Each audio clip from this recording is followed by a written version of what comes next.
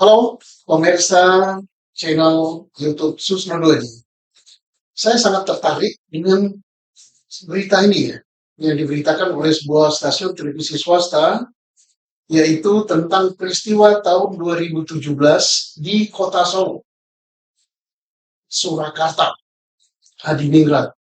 Kenapa saya tertarik? Peristiwanya adalah menyangkut masalah kemanusiaan.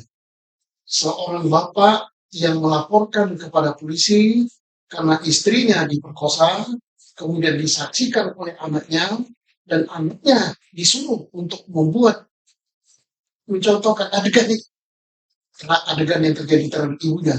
Tapi anehnya, kasusnya tidak pernah naik sampai ke pengadilan. Tersangkanya pun tidak ditangkap dan lain sebagainya. Ini sungguh sangat menyedihkan. Istri diperkosa, disaksikan anak, dilaporkan pada polisi. Polisi tidak berbuat apa-apa. Saya ini bagian dari polisi. Sakit saya ini. Polisi yang saya cintai. Saya makan dari polisi. Bisa begini karena polisi, karena Polri. Janganlah oleh junior-junior saya, Polri ini dikhianati. Kerjakan laporan itu. Kalau memang ada pelakunya dan terbukti, tangkap proses pengadilan. Tidak perlu itu sampai naik viral sampai ke Komisi 3. Aduh, tapi untunglah Komisi 3 sekarang sangat responsif. Komisi 3 sekarang bagus sekali, hormat sekali saya Komisi 3. Yang belum terdengar di sini, mestinya Kompolnas gitu yang harus aktif begini. Mana kita dengar? Pemirsa, seorang warga Solo, Jawa Tengah berinisial YS mengadu ke Komisi 3 DPR soal kasus kekerasan seksual yang dialami istri dan anaknya. Kasus itu sudah dilaporkan ke Polres Solo pada tahun 2017, tapi sampai sekarang tidak ada kejelasan. Dilaporkan 2017 sampai sekarang tidak ada kejelasan, berarti sudah 7 tahun mau masuk tahun ke-8. Bagaimana peristiwanya? Di hadapan anggota Komisi 3 pada Kamis 19 Desember lalu, YS menjelaskan istrinya diperkosa dan anaknya yang saat itu berusia 4 tahun dicabuli salah satu penghuni kos-kosan tempat mereka tinggal. Namun saat melaporkan kasus itu, polisi justru menuduhnya sebagai... Aneh kan? Pelakunya jelas, yaitu orang yang tinggal di tempat kos-kosan. Mereka tahu siapa pelakunya. Tapi kok malah si pelapor dituduh sebagai pelaku? Bagaimana bisa terjadi? pelaku. Bahkan ia sempat ditahan polisi selama 3 hari tanpa alasannya jelas. Pelapor yang suami daripada korban kok ditahan? Duh, sungguh ini tolong untuk Mabes Polri, Propam, Kompolnas turun tangan segera ini, segera dan cari siapa Kapolres Solo 2017. Kemudian siapa kasat sesenya, siapa penyidiknya, harus diproses itu. Sungguh merusak nama baik. Nah, kalau itu tidak keterlaluan, tidak mungkin si pelapor ini sudah sekian tahun sampai dia datang ke Komisi 3 DPR.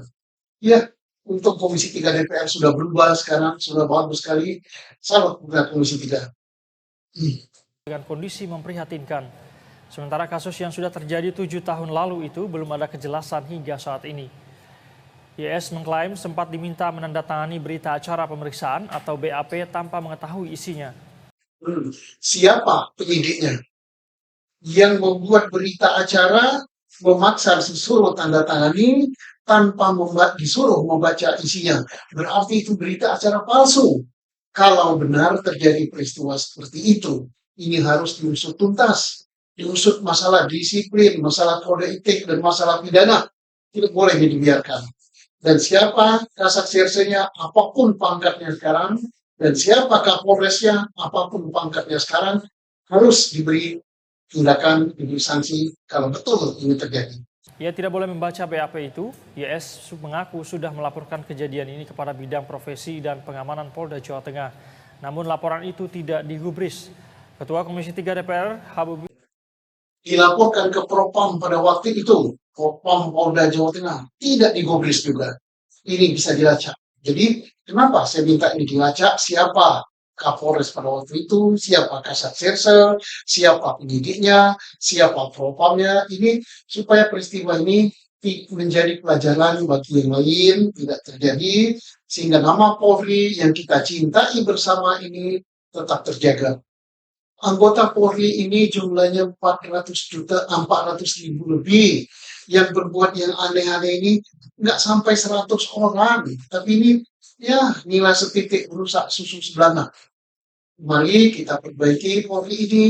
Dan juga kita mohon bantuan kepada Komisi 3 selaku wakil rakyat untuk betul-betul melakukan pengawasannya.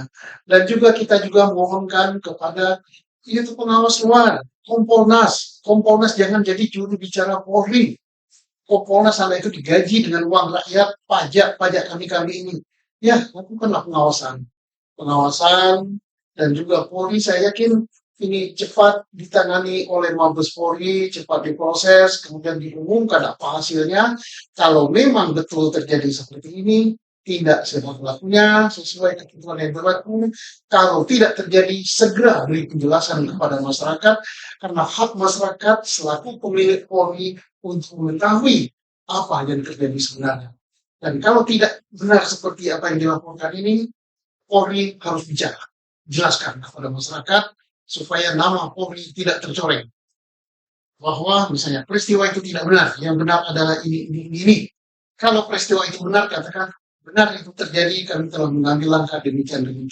Masyarakat akan senang, negara akan senang, dan kita sebagai anggota Polri, walaupun sudah pensiun, juga senang melihat kinerja daripada junior kita. Aku bangga kepada Polri.